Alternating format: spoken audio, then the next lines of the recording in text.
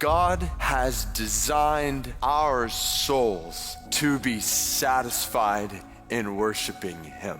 Or maybe let me say it another way. Our souls, your soul, will never be satisfied apart from worshiping God. Now that's a bold statement. I just said it doesn't matter how big or luxurious your house is. It won't satisfy you. I just said it doesn't matter how much money you make. It won't satisfy you. Doesn't matter how healthy you are or how comfortable your 401k is. None of these things will satisfy your soul.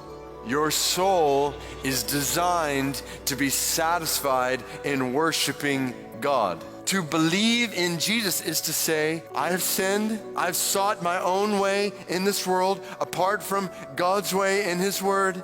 My sin leads to death. Indeed, it's true, but I believe that Jesus died on a cross for my sin and rose from the grave in victory over it to make it possible for me to be forgiven of all my sin, reconciled to a relationship with God in whom my soul will be satisfied forever. This is the essence of salvation, so don't miss it. Salvation is not just saying some words in order to save your skin for eternity and then living just like the rest of the world, running after the same stuff this world is running after. That is not salvation. Salvation is forgiveness of your sin accompanied by satisfaction in your soul.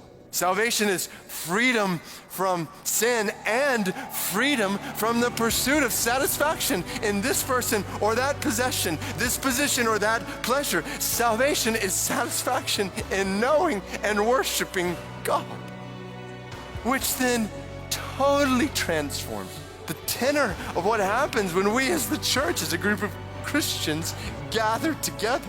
See how a right understanding of Christianity changes worship from duty to delight.